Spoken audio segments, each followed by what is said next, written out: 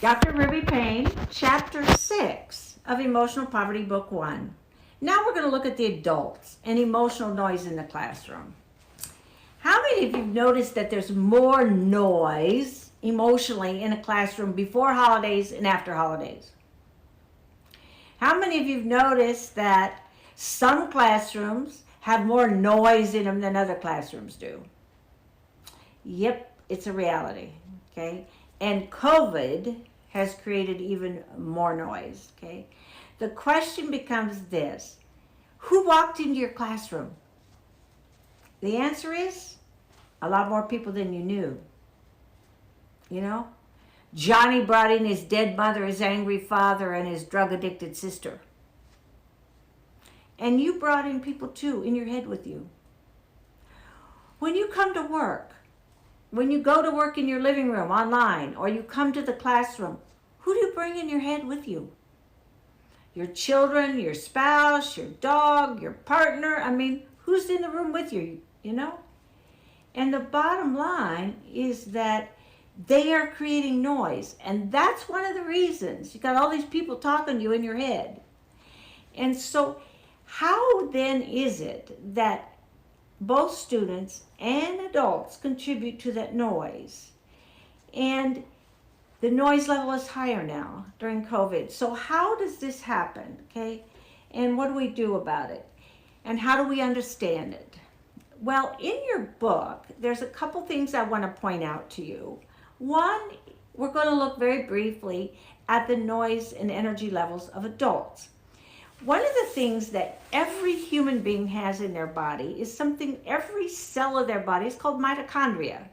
And mitochondria comes only from your mother. It's a microorganism, and it takes the glucose, what you eat, food, and the oxygen, what you breathe, and it mixes it together and creates energy.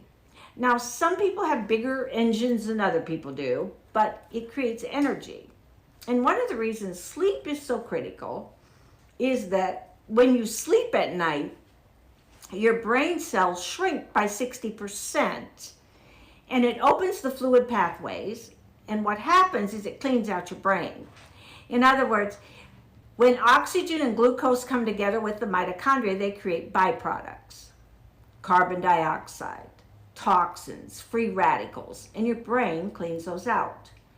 If you don't get enough sleep, then it leads to emotional issues, depression, etc. And what mental health professionals know, that psychotic breakdowns almost always are preceded by sleep disturbances, okay? Now, just because you have a sleep disturbance doesn't mean you're going to have a breakdown. It's just that it impacts emotional and mental health. So energy then, if you look in your book, you will see a chart on page 113 about what that looks like. And one of the most interesting things about adult energy is this: it continues to grow, okay, until you are in your mid-30s. So what people do is they engage in these behaviors because they think their energy is going to grow forever. But if you look at page 114, what happens, it starts to plateau in the mid to late 30s, but your responsibility line continues to grow until you're in your mid to late 60s.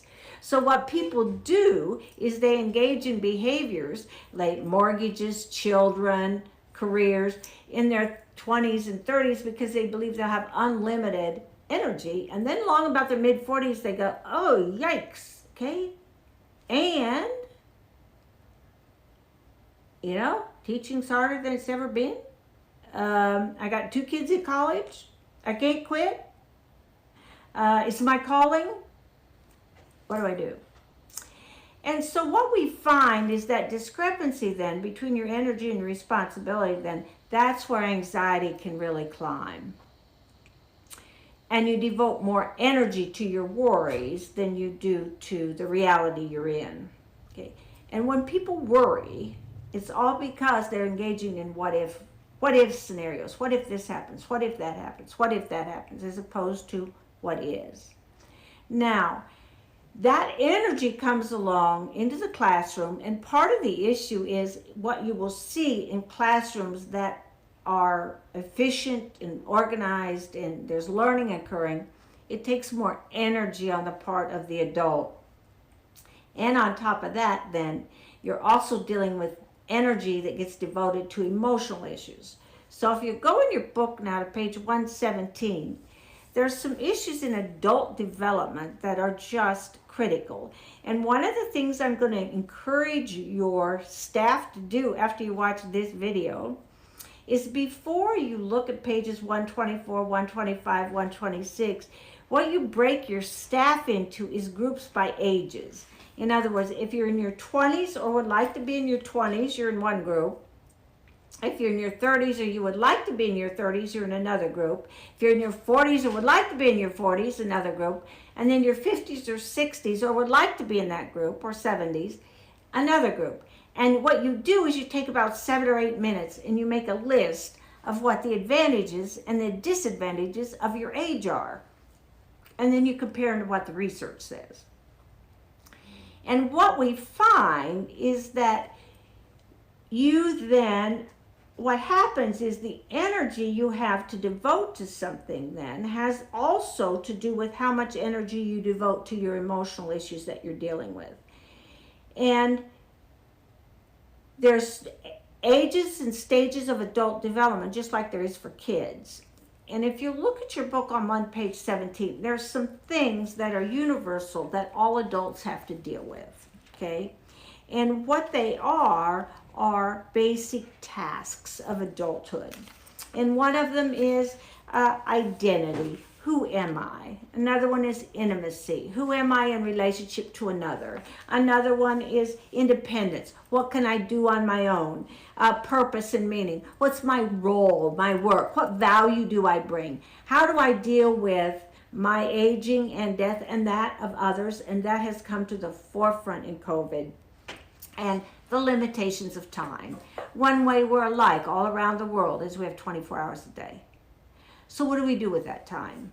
And we know that one of the things that happens is that all during your life, these things shift. One of the things that shifts a lot in life is how safe or vulnerable we think we are, okay? Another one that shifts is who we think we are. For example, we get a divorce, now who are we? Another one that shifts a lot is how we deal with our time and what the importance of time is. And then, do we stay alive or do we stagnate? How many of you know an adult that's bitter and angry? How many of you know an adult that got divorced 20 years ago and it's like it happened yesterday? Well, the reality about the stages of adult development is this, that every human being, I don't care who you are, you have a wound. Everybody's got wounds. The question is this: do you allow that wound to define you? Or do you allow that wound to heal and become a part of you? You still have a scar, okay? But it's not open and bleeding every day, okay? And what we know is this: if you allow that wound to be healed and integrated into who you are, then you stay alive and you're growing. If you allow it to define you, then you stagnate and become bitter and angry. And as you look at these stages, there's a chart in the book about identifies how that shows up in the classroom as emotional noise. So as you work through this chapter also has several case studies that looks at emotional noise within a classroom. And on page 99, you will see charts that identify, is it low noise or high noise, based against 3 things. Basically, the students are in the classroom, the percentage of them that have special needs, also where the teacher is, okay, and then where the classroom management is. Enjoy chapter 6.